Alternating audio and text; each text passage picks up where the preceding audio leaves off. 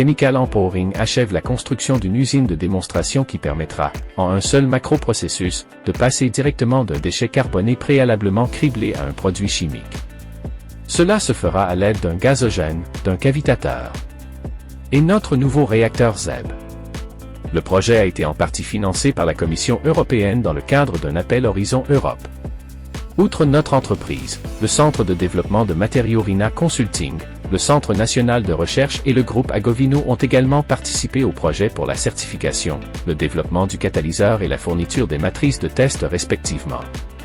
Le système est divisé en 17 blocs, chacun étant contrôlé par un automate centralisé et un automate local, tous deux propriétaires, garantissant ainsi le contrôle total de chaque appareil individuel. Les technologies utilisées dans ce projet sont diverses et sont la combinaison de technologies consolidées, mais utilisées dans d'autres domaines, avec d'autres spécifiquement développées pour l'objectif à atteindre.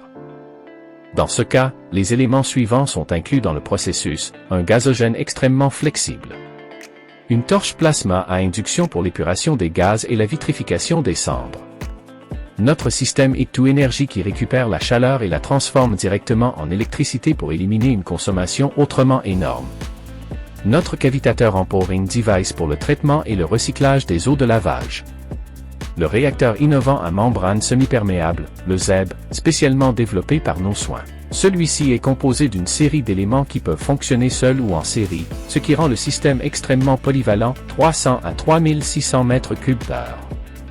Mais comment fonctionne le système?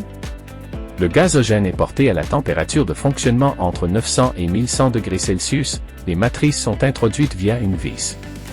À la sortie du gazogène, le gaz de synthèse sera d'abord refroidi à travers le système Heat2Energy et, par la suite, la torche à plasma vitrifiera les cendres, éliminera le TAR et obtiendra un reformage à sec du méthane présent dans le mélange gazeux.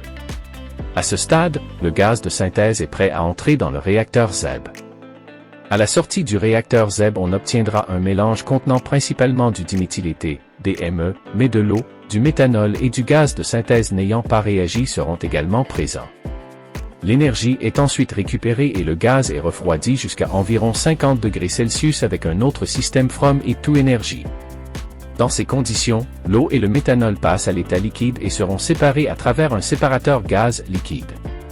Le méthanol peut être déshydraté en DME à l'aide d'un deuxième réacteur ZEB chargé du catalyseur approprié. La partie restante du mélange gazeux sera composée de DME et de gaz de synthèse. Celui-ci sera comprimé à 10 bars, permettant au DME de passer à l'état liquide et d'être séparé de la dernière fraction de gaz n'ayant pas réagi à travers un troisième séparateur gaz liquide à introduire dans les bouteilles.